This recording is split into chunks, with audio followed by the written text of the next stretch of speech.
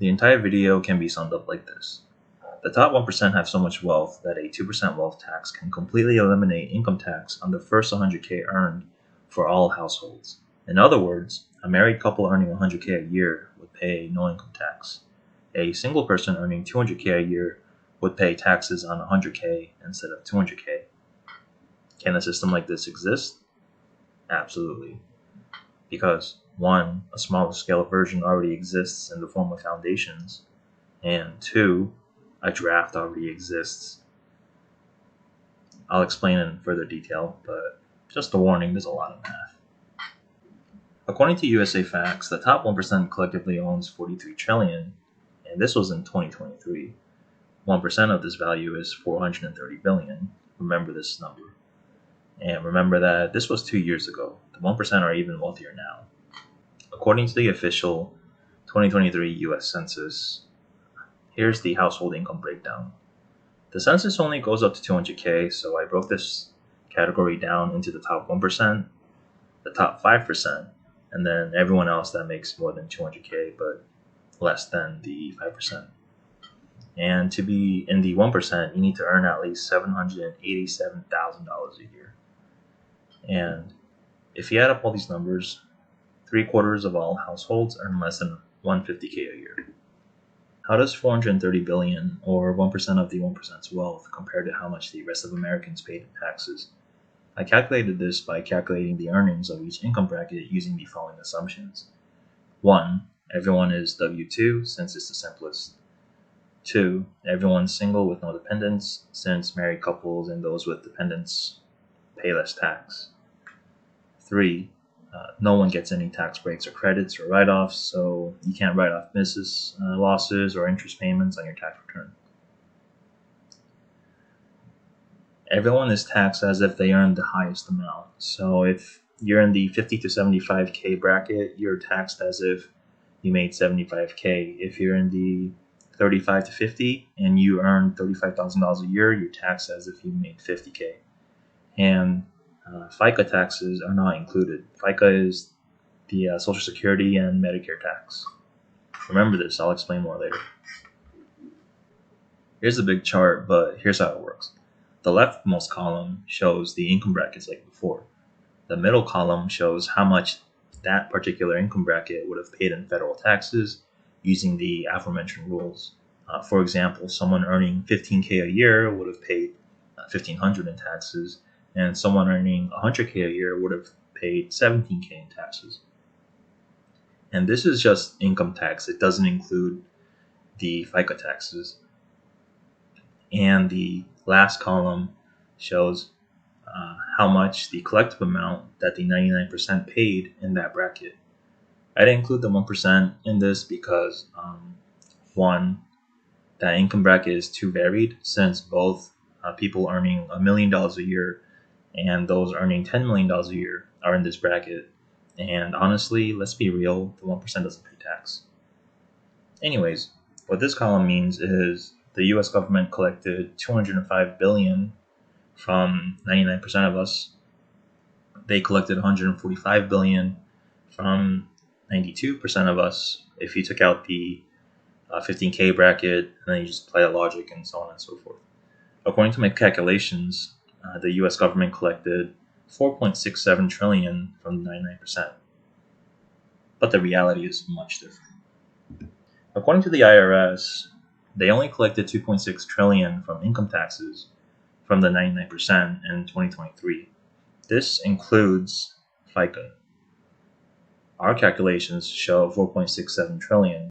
To adjust for this reality, I took 55% of my calculations, since 2.6 is 55% of 4.67. This new total adds up to 2.6 trillion to match what the IRS actually collected in 2023. Earlier I mentioned that the total net worth of the top 1% is 43 trillion in 2023. They're richer now.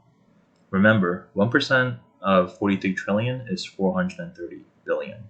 If you added up the collective taxes collected from the first 50K of everyone's incomes, it adds up to 378 billion.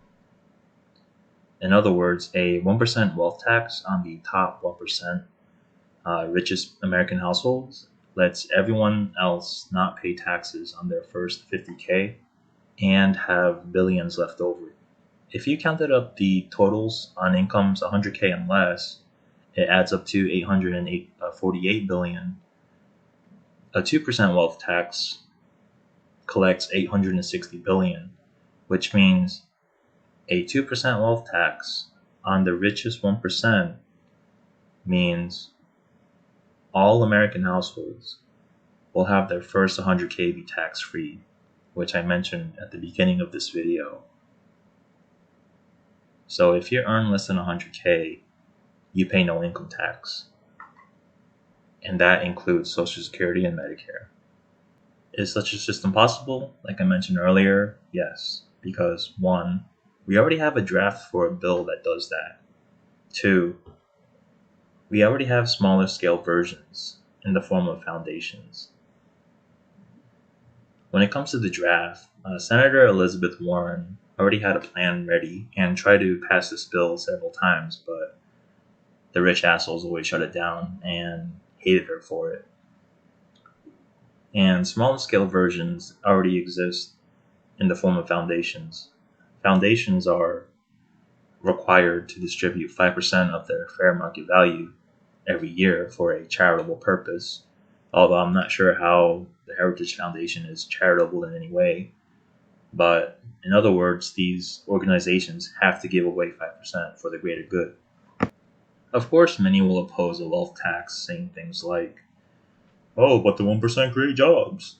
But they earned their money. They're better with their money than just giving it to normal people who will just buy drugs. People should be free to do what they want with their money." And blah, blah, blah, blah, blah. Honestly, there's so much I can go over regarding these arguments. But seriously, the rich people use their money better. Okay. Well, one of the way that the 1% uses their money is through stock buybacks. But how do stock buybacks help the working people or businesses? Stock buybacks don't improve operations. It doesn't fix the machines or upgrade the equipment. It doesn't create jobs. It doesn't give employees raises. It doesn't improve the employees' quality of life. So who does it help besides the 1% or those who own a lot of stocks, which is basically, again, the 1%? But the 1% create jobs. Not for Americans. As you've seen earlier this year and right after the election, they love laying off people and hiring H-1Bs. And instead of investing in the American people, they would rather not. We had a whole argument over this. They don't even spend their money efficiently. Elon spent $44 billion for Twitter, then tanked its value to $19 billion. For the same amount of money, he could have literally fully funded NASA and fed 42 million people using the UN's plan to fight world hunger and feed all of America's elderly through the Meals on Wheels program and still have $10 billion left over to invest in SpaceX or Tesla so that maybe he could fulfill his promise of getting us to Mars like he did almost 10 years ago. And I get it. People should be able to do what they want with their money, no matter how stupid it is, like spending $6.2 million for a banana because you wanted attention. But the 1% use their money to make everyone else's lives harder or bribing politicians. Like, for example, lobbyists or, wealthy people are the reason why we don't have an automatic free tax service and we have to file taxes every single year, and also the reason why we don't have a decent healthcare plan in the United States.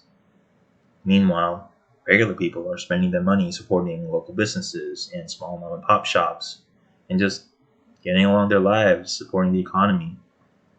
Some people save their money towards a car, maybe dental care, or a house of their own one day.